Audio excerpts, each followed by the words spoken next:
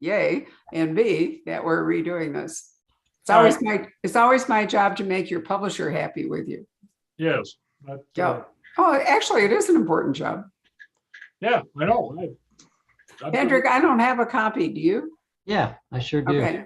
So wave at it and then we'll Yeah. carry on. Good evening, everybody. Welcome to this special encore performance with John Sandford discussing his new book, The Investigator. And I apologize to everybody who tried to watch our live event last night. We had some sort of catastrophic internet glitch, and it just kept buffering and buffering. And so I apologize. And thanks so much to John for agreeing to come back and do this little program to make up for that. So it's not fatal because actually the first 10 minutes of it is now going to be posting on our homepage at poisonedpen.com. So you can watch that and then we're going to have this wonderful conversation. But John, I have news for you that you may not have seen that I couldn't have told you last night. Parade Magazine embarked on a project to get booksellers and authors and so forth to list 101 best mysteries of all time and the 110 best thrillers of all time. So I am going to read your nomination to you, and it comes from Nora Roberts, Rules of Prey by John Sandford. John Sandford's Prey series, because the characters resonate as human beings who grow throughout the series. The plots are so strong and compelling, and the writing is absolutely solid. So isn't that nice? It is nice. I just wish my books were selling as well as Nora Roberts' books did. She has a bookseller husband, so she has an advantage. Well, no, but that's not her advantage. Her advantage is that she's Nora Roberts and she's a great writer. So, you know what? You're John Sandford and you're a great writer too. So I'm going to try to remember some of the highlights from yesterday that you might have missed. So let me start by saying that The Investigator, which I do not have a copy of because we sold out, but John has just agreed to sign more copies for us and we'll ship those tomorrow, is fabulous. And it is our April crime book of the month here at the Poison Pen for reasons that we can discuss. And it stems from a book that John wrote years ago called Naked Prey, which I absolutely loved. And it introduced Letty. I've been nagging him ever since to write a Letty book. Yes, I know. And here we are. So, yeah, right. I know. Well, I figured it was one way to shut you up. No, there is no way to shut me up. You're absolutely right. So tell us about Naked Prey. What is Letty's background? Because she really does have an interesting story that you told us way back then. Well, Letty grew up in the bleakest part of Minnesota. It's called the Red River Valley. The Red River flows north through Canada into Hudson's Bay, and the further north you get, the bleaker it is. And she lives in a very bleak part of it. It's absolutely flat as a pool table because it used to be the bottom of a huge lake from glacial eras. And her father abandoned her when she was a toddler. Her mother's an alcoholic, an uncontrollable alcoholic. And the only good thing that her mother ever did in her life really was that when a killer came to kill her and Letty, she fought the killer off long enough for Letty to escape. So Davenport comes up to this bleak part of Minnesota to investigate a fairly awful crime, and Letty gets involved in the investigation.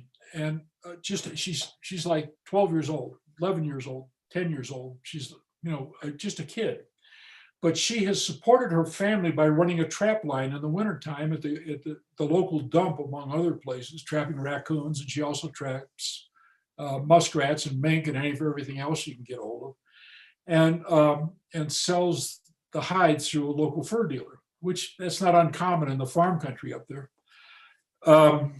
mostly sugar beet country. But at any rate, she charms Davenport, and she also shoots a cop on 2 different occasions, never managing to kill him because she had this little crummy 22 with 22 shorts, which is all she could afford. And she didn't manage to kill him. But Davenport and she bonded instantly. They both just kind of felt it between the two of them. And people who look at her think that she's Davenport's natural daughter, because she kind of looks like him. She's got exactly the same eyes, and she's got dark hair like Davenport does. So after her mother was killed, Davenport adopted her. Davenport and his wife adopted her as their legal daughter, and she grew up with him, and she went from this life of serious poverty, in the serious backwoods poverty, to one of pretty serious affluence. Davenport's a rich guy, and she's a smart woman, and she went off to Stanford, which you're familiar with, I understand. And she spent 6 years there and got a master's degree in economics. Then she went east to work for a senator, kind of set up by Davenport a little bit. But she found out she was bored, and she did one last job for the senator. And what happened was that she had to do some kind of illegal stuff in the course of this job. And the senator was very impressed because she got the job done and she wasn't scared by what she had done that might have been illegal. And he said, we can use your talents. And so now she kind of works for the Department of Homeland Security and the senator at the same time. And he sends her on special jobs. And the one that this book is one of those special jobs.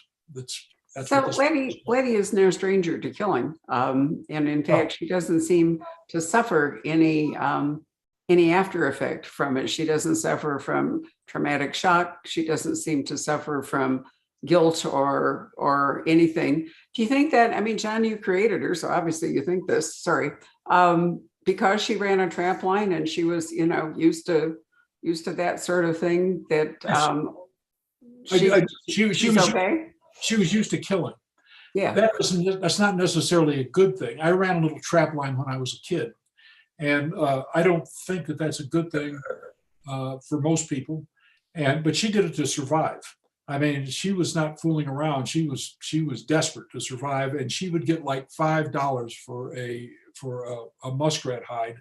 So she had to kill hundreds of muskrats to keep the family afloat. She doesn't feel like she should apologize for the shootings that she's done, because the people who she shot deserved it. Later on in the series of books, Davenport busts a really violent drug gang, and two of the survivors of the gang go to Davenport's house intending to kill his family in revenge for their gang being all shot to pieces. And Letty kills both of them. And she does it without mercy. She doesn't even think about it, doesn't have to worry about it, and she doesn't feel bad afterwards. She saved the lives of her mother and her younger brother. So, well, there's a lot of violence in The Investigator, for good reasons. It's not there to be sensational. It's just because it's a violent situation. And I asked John before, but I'll say it again, that it seemed to me that his career as a crack investigative reporter, for which he's won a Pulitzer Prize, probably gave him a skill set that has allowed him to portray the middle of America, people who have lives without much hope or much meaning, and their only real trajectory appears to be down.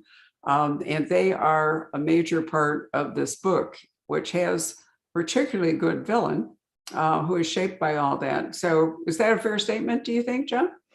Yeah, sure it is. And because I spent 25 years reporting from the time I went into the Army, where I was a reporter in the Army in Korea, where at the time that I was in Korea, that was 10 years after the Korean War, and the poverty was rather severe there. And then Southeast Missouri, and then I reported in Miami, which was going through the big expansion of the Cuban community. And I did a lot of crime out in the countryside.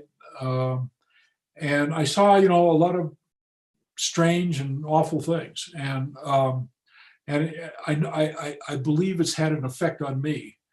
I don't think I'm a sociopath, but I might be over in that direction a little bit because I mean, after a while, you feel like you should be emotionally appalled by some of these things. I'm appalled by the Ukraine. I mean, I'm absolutely appalled by that. But one of the jobs I did as a young reporter is I went out to the crash site of a jumbo jet in the Everglades, in which 100 and some people were killed.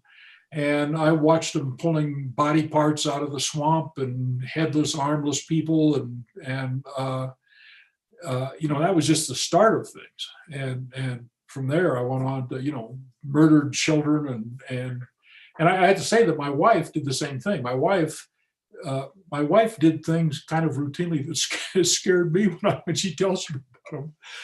I mean, she covered a crack gang. She did a long series of stories about a crack gang, interviewing the actual members of the gang and stuff like that. And the leader of the gang, 2 weeks after the story came out, was assassinated in a phone booth and shot to death. And I mean, so we've both, and Michelle was once threatened by a serial killer in the courtroom. He said, "I'm going to get you, bitch." And Michelle's like, "Really?" So we've got those stories in my family, so to speak, and so we know those people kind of. Well, you've never shied away from violence in the Lucas Davenport series, but as Lucas has kind of moved on, in his career trajectory, now he's a U.S. Marshal, which I think you have said to me, John, is maybe the most violent of the federal law enforcement agencies. Yeah, I think it is. I don't know what else would be. That's just me saying it off the top of my head. But if you look up police-involved shootings from any one agency, it's not the FBI. I mean, it's going to be a federal agency. The DEA is pretty violent. ICE can be pretty violent. But I think the Marshal Service tracks down hardened criminals who have either escaped or haven't shown up for trial, or in some other ways have involved the Marshal Service. And a lot of those people are not going back to jail. I mean, they're headed straight, for the Rock up in the Rockies. They're going to a maximum security prison someplace, and they're not going to go.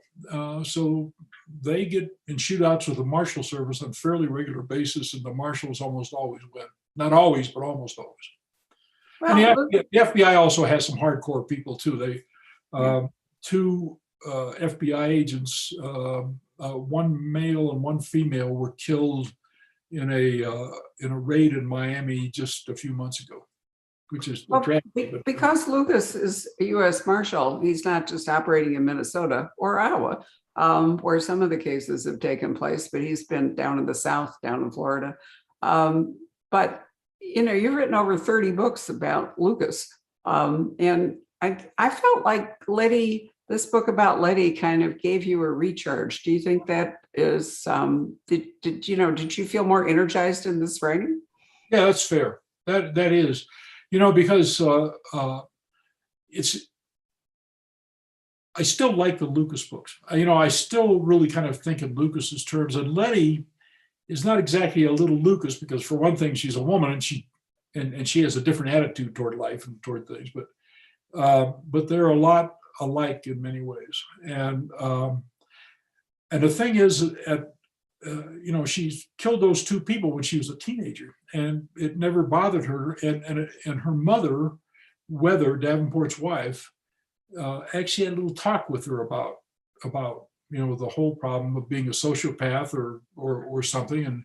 And she said that she really didn't think Letty was a sociopath, because she didn't think Lucas was a sociopath, because she knew Lucas got very emotionally involved in things sometimes. And she thought Letty would probably too. But there's that question of, why don't you react like normal people? Why don't you aren't you shocked by yourself when you kill somebody from 2 feet away with a big, powerful handgun? And that's where people like Michelle and I sort of tend to react when you see a body. Michelle's softer hearted than I am about that kind of stuff, but I have seen enough bodies in my life that I'm no longer shocked by it. And if there's a television show that was on national television a long time ago, but is now streaming on one of the streaming services. I think it's on Netflix or HBO Max, one of those, called The Mentalist. And it's about this guy who figures things out kind of like Sherlock Holmes in his head. But the point is that they show these cops, every show starts with a murder. They show these cops going there. They're not, the mentalist gets down on his hands and knees and smells them if he senses something about them. They're not bothered by bodies. They're not bothered by blood anymore because that's their job and that's what they do all the time.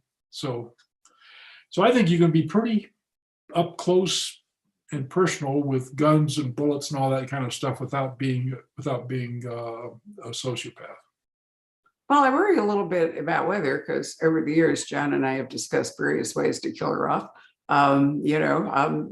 He's been stopped in his tracks because I think it's his publisher said that it wouldn't be a really good idea to kill weather. But there isn't room for another woman in Lucas's life in a romantic sense. So it's great to have Letty. We have Virgil too, because Virgil's now part of the Lucas Davenport series. Well, I mean, they've been affiliated all along.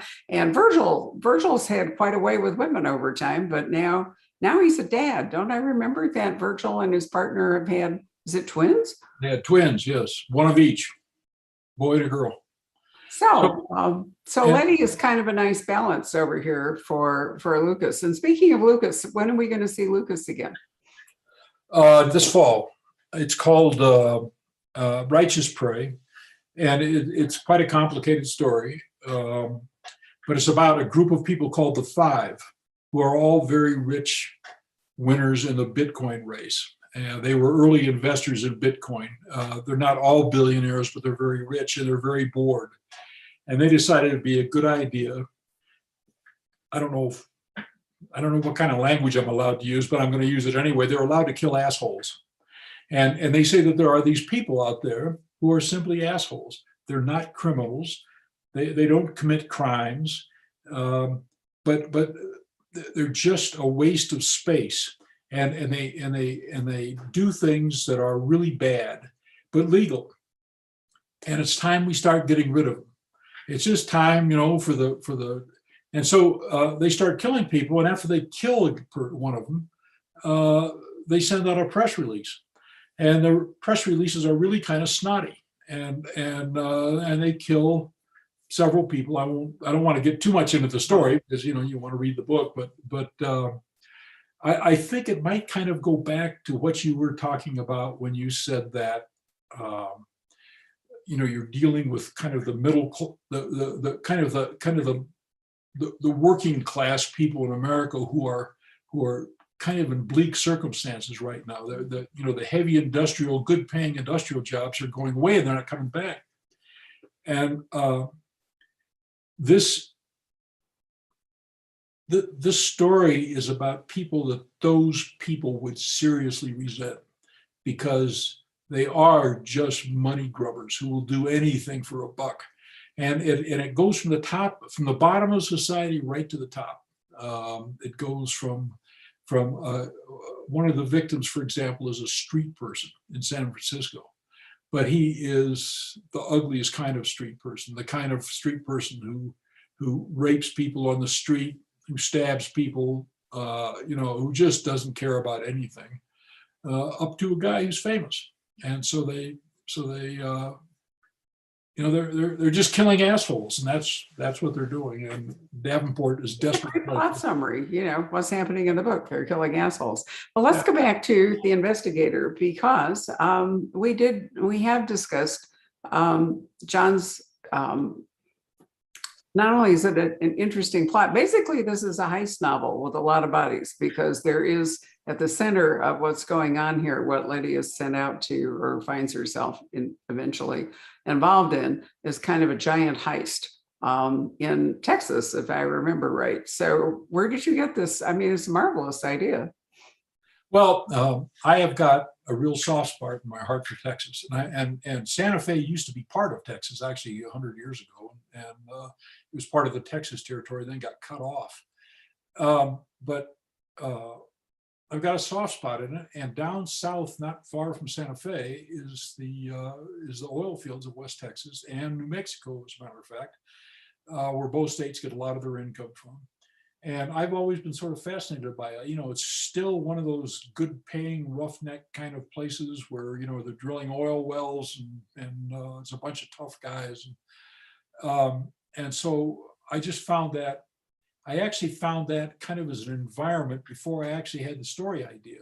I wanted to set something down there. I actually had another book called Golden Prey, in which some people were escaping across South Texas. They were trying to get across the border at one point at Presidio. And when I was researching that book, I went to Presidio and looked at it, and I thought, man, this would be a great site for a town, for an invented town. And so that's what I did this time.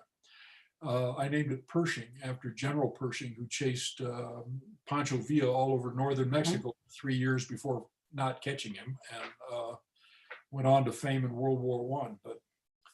But I like the environment so much, I just put it in that environment. So, well, I think it's a very interesting premise for a crime. So basically, what Letty is facing is a kind of coalition. I don't want to call them a militia because they're not really. They're, conspiracy, whatever you want to call it, of people whose lives are just going nowhere, or as I said earlier, on a downward trajectory. Really a great sense of hopelessness and increasing resentment. And as I mentioned to John yesterday, the New York Times Magazine last Sunday ran a feature on the fact that we have too many billionaires. We have too many billionaires with too much of our resources all concentrated in very few hands. It sort of reminds me of, pre-French Revolution, where all the money was at Versailles in the hands of a few people and everybody else, was increasingly pissed off. So, what is it that these people are going to try to do about their situation is really the crux of the matter. And the woman that really is the main antagonist, I think, is a remarkable character. Is she wholly made up by you, John, or is there somebody you built her on? There's not really anybody I built her on, other than the fact that I've known a lot of women like this just through my reporting times and that kind of stuff. Even one woman back in college, but they're smart, they're engaged, but they keep getting pushed down. They keep trying to improve themselves, and nothing works for them. Because in some ways, these people are naive, and because they still kind of believe in stuff, and they're being taken advantage of by people who don't believe in anything but money, and that's the way they feel. They feel that they should believe in stuff. I mean, basically, they want to make $75,000 a year, have their kids go to the local, play baseball, have their daughters play volleyball, and go to have decent public schools, maybe hold out the possibility that one of them is going to go to college, or at least a junior college or something like that. And so when they finally managed, after a lot of struggle, this woman first went in the Army because that's the only way she could get money to go to college. So she does 3 years in the Army. She comes out, she goes to college, and then she's told her degree is crap. And nobody ever told her that her degree was going to be crap because nobody in her family ever went to college. And she never had those things that upper middle class people have, where they're talking about college from the time they're in 10th grade. Or ninth grade, they're pointing themselves at college. They know about college. They know other people have been to college. Their parents have been to college. All these people. And this woman had nothing. She was on her own. And when she got out of college, she'd had a couple jobs, which I characterized in the book as carrying batteries around an AutoZone store. And she gets out of college and she finds herself carrying batteries around an AutoZone store. I mean, she just got nowhere. And she just keeps feeling herself being pushed down. And unfortunately, it becomes a self-perpetuating cycle. Any of you who might have read Nickel and Dimed in America by Barbara Ehrenreich, I thought was a brilliant and really searing portrait of how when you get in that position, you can't ever get out of it. It's just, it's difficult for anybody who's not been in it to really understand it, but that cycle is discouraging. What this woman got was a degree, if I remember right, she got a degree in American history. Was that it? Yes. But the trouble is there's no vocation, there's no money attached to a degree in American history unless you want to be a teacher. And with her background, a life in academia seemed pretty remote. So, she's filled with resentment and a wish to do better for not just herself. To be fair, she's not just looking after herself. Anyway, she's a really formidable foe. And so there we have Letty. So, John, we've talked about Letty killing people. We've talked about her terrible childhood. We've talked about the violence in this book and all. What's the title of your next Letty book? Well, we don't have a title yet. Yes, you do. Now, come on. No, we've got a fake title. It's Letty Gets Laid. And I actually have a sex scene in the second chapter, which I think embarrassed my agent. Because she read an early version of it, and I think she was embarrassed by it, and not embarrassed by the writing, but embarrassed by the scene itself. And so I'm going to keep it. I'm pretty sure. I mean, I don't know whether I'm going to tone it up or tone it down, but Letty, it just seemed to me. I mean, she's 25 years old and she's got a master's degree. And it seems to me like a woman like that, who's good looking, attractive, it is going to run into men who she finds attractive in one way or another. And so so I have a sex scene in the book, one, and I like it. And I think, I sort of don't buy into all the kind of the squeamishness about sex that we get a lot of it as a culture. It seems like, you've got to get a telegram from somebody before you get into bed together saying it's okay. And so they're just attracted to each other and they wind up in bed, and that's a good thing. Well, I think Letty Get Laid as a title that might actually expand John's audience. He claims that he has more women readers than men, and he's a little worried that a book about Letty won't keep the guys coming. But I think if we call it Letty Get Laid, I don't think he's going to lose his male audience. So if you're listening to this, his publisher, pay attention here. I think it's a great title. And I'm going to think of it that way, and I'm going to talk about it that way, whatever it turns out to be. I really love it. But let me think, what else? Oh, I know what I was going to ask you. So I talked to you earlier about, about your career as a reporter. So the question comes up, what brought you to write fiction? Why did you decide to write a novel? Well, when we were talking last, your answer was one word. Your answer is one word. Money. I needed money because I had a wife and two kids who were all wanting to go to college at the same time, and I was not making enough as a reporter to support that.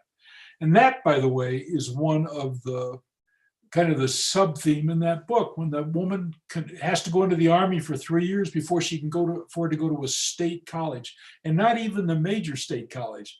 It's sort of out there in West Texas. It's not, but when I went to college, and this is honest to God truth, I mean, you went to kind of an elite college, but I went to a land-grant university, and I paid $360 a semester in tuition. And when my wife and two kids wanted to go to land-grant universities, it was $12,000 a year to go to those places. And there was some inflation between the time I went and between the time they went. There was 20 some years of inflation, but it wasn't $360 to $12,000. And I could afford to, I went to college for $12,000 a year. And I mean, for everything, for room, board, tuition, whole shooting match, not $12,000, $1,200 a year. I was going to say, I mean, this is a long time ago, but when I went to Stanford in 1958, the tuition was $2,000. And Yep. then, associated costs. So when you're saying 12, I'm trying to work out how that works. So 1,200 makes a lot more sense. Right. It was $1,200, and that was room, board, in the dormitory, and food. And I mean, you could survive and go to college if you had to do it. You could do it.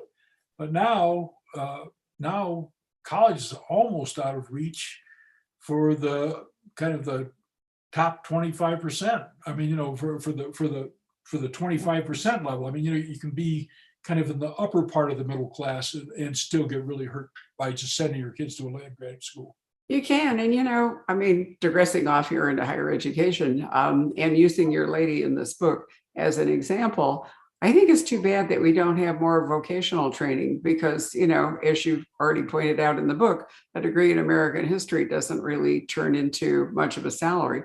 And, there's a real dearth of people who know how to do things, how to fix things, how to build things, how to repair things and all. And I'm not sure how we got so far away from that. If we got, so elitist that, we felt like everybody has to have some kind of, I mean, I graduated from Stanford with a degree in French and political science. And what good was that? So I kept on going to graduate school and, eventually it worked out. But, and I was discouraged from going to law school because, I wasn't Sandra Day O'Connor, but they said to me that a law degree for a woman in 1960, I was mostly going to be doing juvenile law or family law. I'd never see a courtroom or other things. And that didn't really interest me. So, times have really changed in terms of what women's expectations can be. But your woman is what? How old is she in this book? She's in her 50s, maybe? Oh, she's in her 30s. She's in her middle 30s. No, I don't mean Letty. I mean the other woman. Is she that young? Yeah, she's in her 30s. She's not that much older than Letty. She's 10 years older than Letty. Oh, okay. All right. I've sort of forgotten that. Right. But she's got talents too, but the talents, she's got no place to take her talents. She organizes this, this attack that comes up, but she's sort of just out there. Well, I really think this book is wonderful. I'm so glad to see Letty has returned to us from Naked Prey. I'm delighted to know that we're going to have a Virgil in the fall and possibly Letty get laid next year. No, wait, I said Lucas, but I also meant Virgil. Are you keeping Virgil now and Lucas together as kind of a loose partnership or something in the books going forward? Yes, they were in Ocean Prey together, and then they're in this current book together, and so I've got them. They're in Righteous Prey, and so I've got them, and that's probably how I'm going to end my career with those two guys working together, because I don't want to lose them. But on the other hand, I sort of want to continue Letty for a while. I'm not going to try to get 30 books out of her, but I might try to go for 4 or 5. So I think that would be wonderful. I live in terror that one day I'm going to pick up something from your publisher and the title is going to be Final Prey. And, and then my heart will then crack. So I'm hoping that I won't see that for a long time. But, John, it's good to bring, to do something a little bit different, bring new characters forward and see what happens. Yep. You absolutely love telling stories. I mean, I've known you for a really long time, and I think that telling stories is who you are. I can't imagine you not writing. Well, the problem is there's an aspect of writing that is pretty much physical. I mean, it's got a physicality to it, and when I get finished writing at the end of the day, now if it's a productive session, I'm really tired. I mean, I'm getting, I'm an old guy, and working hard makes me tired, and at some point, at some point it's going to end, and I'd rather end it on an upward note rather than a downward note, So and be rejected, right? Well, you just had a good friend who died not long ago after a huge career of writing books, and I think you kind of saw him go away in his late 80s, right? Yeah. I mean, yeah, and I think that happens. We're all different, If Patrick, come and join us. Patrick will tell you that he expects me to outlive him, and he's 30 years my junior. So, who knows? None of us really know, but I can't imagine not working, and I can't imagine you not writing. But you could slow down to maybe one book a year, one book every 2 years. It doesn't have to be this pace. Patrick, what would you like to contribute to this conversation?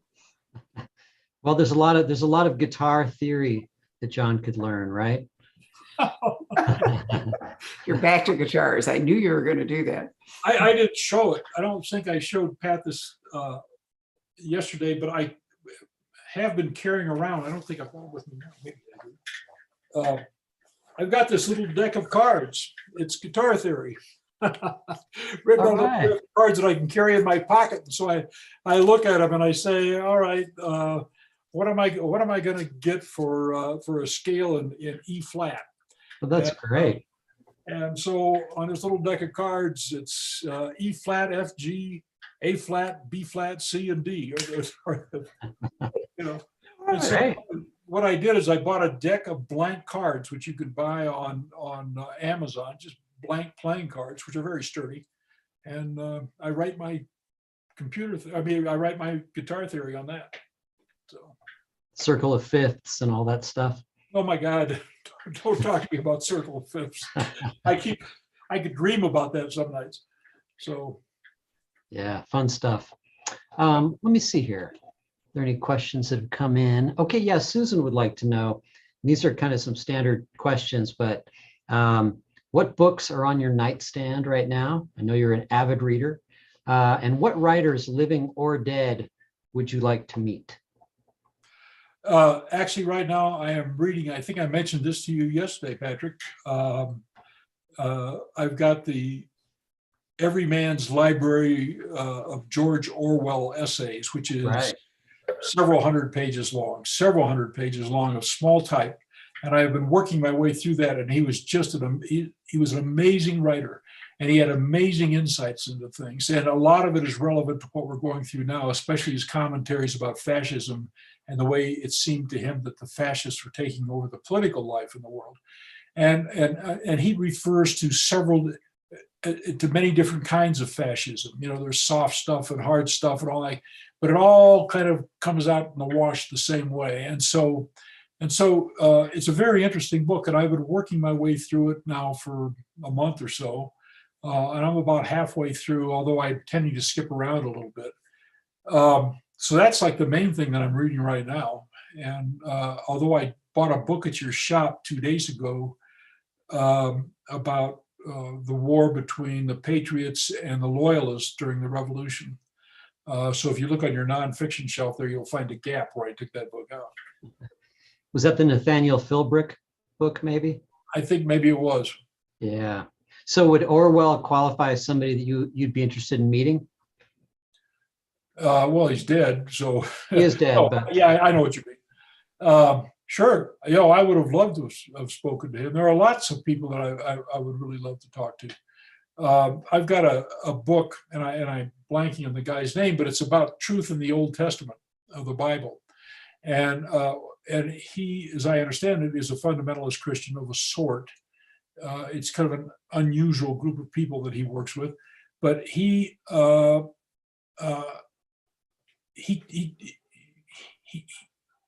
gives you proofs that some parts of the Old Testament are accurate in the simplest sense of actually being true. And other parts, he's willing to concede are more storytelling. But there was I don't want to get too deeply into this because I've been deep into it, but there was a controversy going on between people who think that the Bible was written so far after the events it depicts, 400 or 500 years afterwards, that nothing in it is accurate. And he said, that it appears to him, and I agree with him, that the Bible writers had sources that went back that far. Stella, King's List, that kind of thing. And so it's, hey, if you guys are sold out of my book, how come there are 3 of them behind Patrick's head? Well, they belong to other people, but we stole them for I stage borrowed them from the management. people that bought them. Oh, okay. Right. They We just don't haven't know that. shipped them yet. No, shipping lags behind selling, John. It is not a seamless process, Okay. unfortunately. All right. I remember Karen Armstrong, in some of her books, like The History of God, makes some of those same connections too. Very interesting. Yeah, she's more interested though in literary finds or literature finds, not literary finds, literature finds. Yeah. From the the neglected gospels and things like that. Of the Gnostics and all that. Yeah. Right. Yep. And there's been quite a bit of that kind of stuff popping out of the sands in Egypt. So The Thomas Gospel and all that stuff. Actually, to really digress, John pointed out in our most recent conversation relating to his work with an archaeological dig in Israel, where John did the photography for years and which is about to be turned into book and all, that there's no actual evidence that Solomon ever existed. That David, there is some historical evidence that he was, had a kingdom and so forth, but Solomon, no.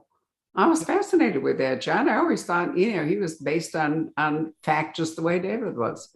no, the thing is that what you're looking for is outside evidence. So there's there's a lot of detail in the Old Testament about Solomon, and there are a lot of stories and stuff like that. But what you want is like for example, in the case of David, there are two stela that are contemporaneous with him that refer to him, and not necessarily a good way. And so one of them refers to, for example, the house of David. So if there's a house of David that's being referred to, in the 9th century BC, then David probably existed. But Solomon, who was supposed to be a much bigger and more important, powerful figure than his father David was, it's not a single thing anywhere that refers to Solomon.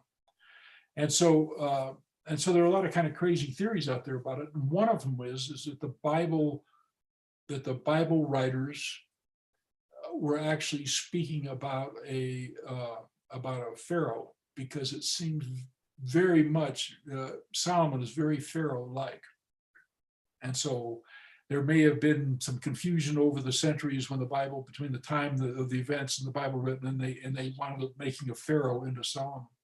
I will tell you one of the just very quickly very interesting thing about. There's this group of letters that were dug up in Egypt called the Armadale Letters.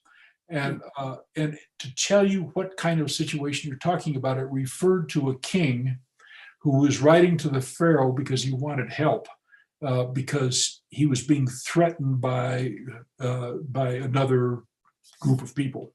But he wanted the pharaoh to send him some soldiers to take care of this problem. And so the king did, and he suggested that 2 or 3 guys would take care of it. And so when you think about that kind of thing, 2 or 3 guys would take care of it. You realize that this kingdom is not a kingdom. It's more like what we would call a neighborhood, and that he's being threatened by a street gang. And you send a couple of tough guys down there to take care of the street gang, and the problem goes away. So when we talk about kings in the Bible, we might be talking about groups of 20 people who've got a mayor. And so there's a lot of interesting stuff that pops out of reading that kind of stuff. Fascinating, indeed it is. Anything else, Patrick? Let's see here. Someone named Edward here. He's just making some nice comments. He says, Freeman, Kruger, Sandford, what is it about Minnesota that turns out so many great writers? The winter. Is it the climate? Yes, it's the winter. Yeah. You're freezing your ass off in the winter time. What are you going to do? It's like inside. They're holding you outside so much. No, but there are a lot of good writers coming out of Minnesota. My friend Larry Blatt has now published probably 8 books about architecture, and more books about with Sherlock's Holmes pastiche, in which Sherlock comes to Minnesota, where he cooperates with a barkeep, and they solve mysteries of Minnesota. And so, and they're good books. They really are. They make me laugh. His hero's named Rafferty. But at any rate, there are just a lot of good writers in Minnesota. I read someplace, by the way, that there are one time in Minnesota, and I don't know, dug this up. There are 10,000 novels underway in Minnesota. Wow. At any one time. That is an impressive number. Of course, how many of them actually emerge as, published is another story, but and how would they get that statistic? That's interesting. Yeah, that's what I don't understand. How you get that? Yeah. I will tell you though that there was a woman who was a reporter for the Star Tribune in Minneapolis who wrote a book called Bring Warm Clothes, and essentially was a history of Scandinavian immigration into Minnesota in the 19th century. And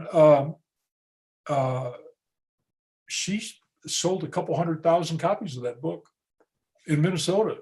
I mean, nobody else would buy it outside there. Not only that, the book sells for like $50 a copy.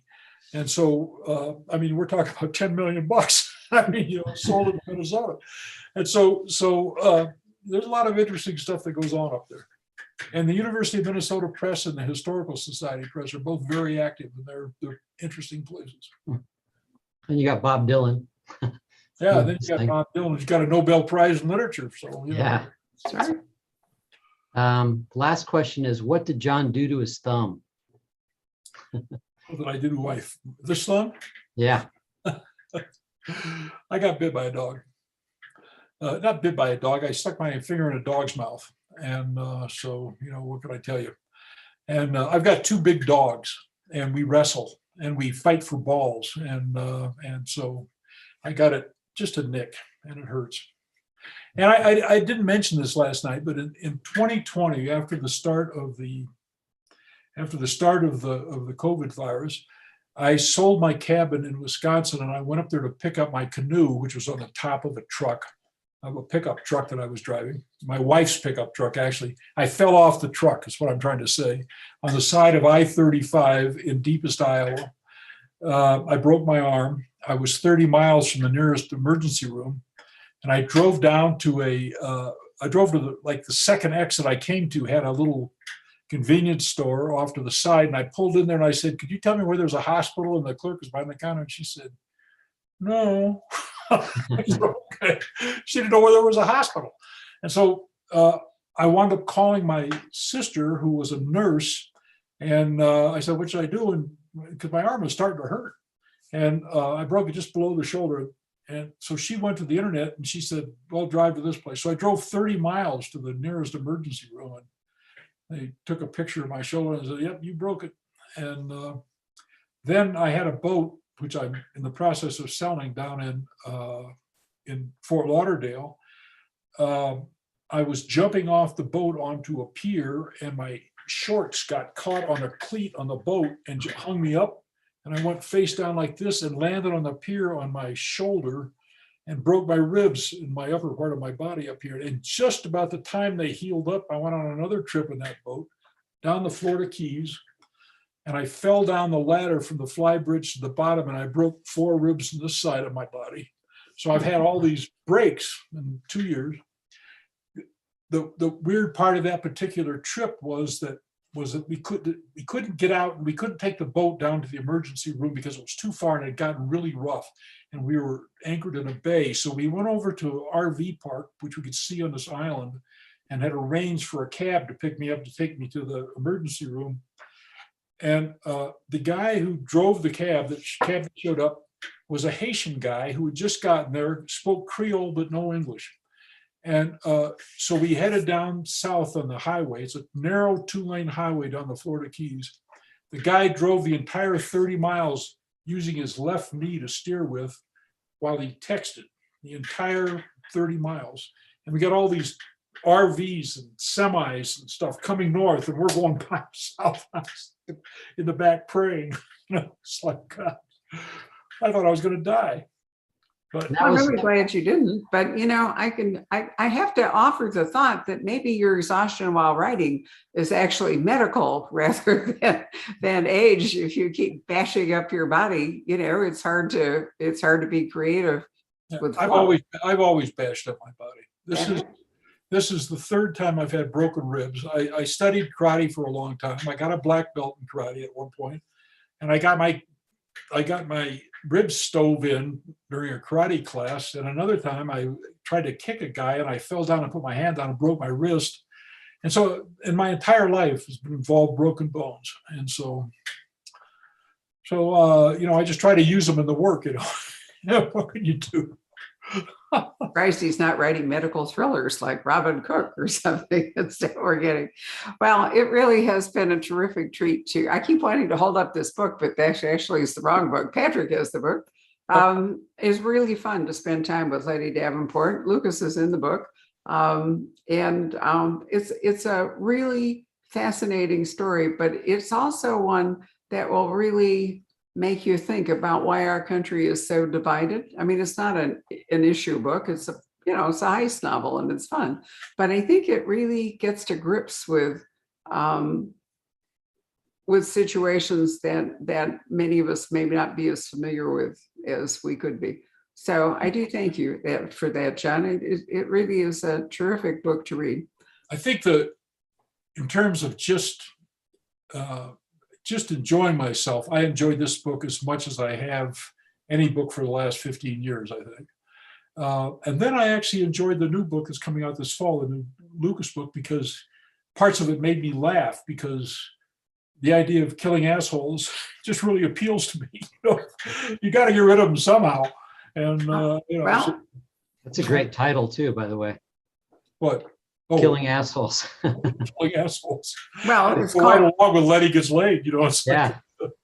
right. So it'll be called Righteous Prey, but we can call it Killing Assholes. Killing Assholes. I mean, right. So I'm thinking of a new deal where we're going to create our own dust jackets for John's books, and we're going to wrap them in. Now, that happened years ago with GM Ford, wrote a book called Who the Hell is Wanda Fuca? And the bookstore, mystery bookstore in Seattle, which is no longer there, actually did that. They created a brown paper wrapper and a suitable image and so forth. It was terrific. So maybe that'll be our deal, we'll do the Let It Get Laid jacket and the Killing Assholes jacket, and those. I wonder how much that would cost. That's a great idea. Well, I mean, say you just did a brown paper wrapper that there's like the kind of paper you use in grocery bags, and then just had it printed up. Let It Gets Laid, wrap, sign it, make it a thing, and send them off. It's like we can figure it out. Don't worry. We're so- actually good at this kind of thing. We do a lot of extra stuff, for books, and it's a lot of fun. Some publishers maybe we actually could sell them for a $10 premium or something. Well, yeah, why not? Anyway, thank you all for joining us this evening. For those of you who were frustrated trying to watch the live event, I hope that we've given you some of the flavor of what you missed. And I really appreciate John spending even more time with us as a consequence. He's very good natured about it. And we'll be shipping off books to him tomorrow. So good evening, everybody. And you can watch, as I said, the first 10 minutes from last night on is it already there, Patrick? Did you post it? No. I need to talk to Rob about that. There was a little problem. Okay. So tomorrow you can watch the first 10 minutes of last night before it all went south. Anyway, and we'll see John in the fall, which I will be very, very happy to do. I don't know what month it is. I haven't looked it up. Do you know? Is it October? October. Okay. So we'll get to see John in October and we can talk further. Anyway, good night, everybody. Yep. Good night. Night.